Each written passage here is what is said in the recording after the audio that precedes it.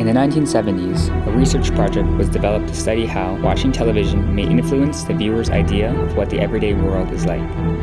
Developed by Professor George Gerbner, Dean of the Annenberg School for Communication at the University of Pennsylvania, this project later became the Cultivation theory. Gerbner states that television has become the main source of storytelling in human society, in addition to being a medium of the socialization of most people into standardized roles and behaviors. Those who watch 4 or more hours a day are labeled heavy television viewers. Those who watch less than 4 hours a day are light viewers. Heavy viewers are exposed to more violence and therefore are affected by the mean world syndrome, an idea that proposes that the world is worse than it actually is. Gerbner poses that the effects of television watching are not immediate. Rather, it continuously nurtures and shapes the viewer's perception of the world around them. The cultivation theory, in its most basic form, suggests that exposure to television will, over time, subtly cultivate viewers' perception of reality.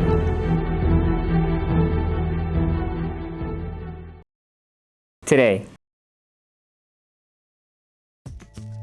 cultivation research is in the effects tradition. Cultivation theorists argue that television, and by extension, computer and video games, have long-term effects, which can be small, gradual, or indirect, but are cumulative and significant. A former West Point psychology professor, who has written several books that pertain to the subject of violence in the media, has repeatedly used the term murder simulator to describe first-person shooter games.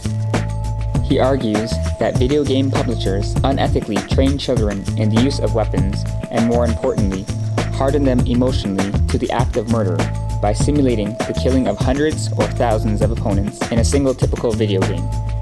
Critics of video game violence agree that violent video games are as bad an influence on children as are television shows with the same level of violence and cruelty. Most believe that video games are more threatening to a child's well-being due to the fact that the video game player personally uses the controller to make an on-screen character act out the violent behaviors.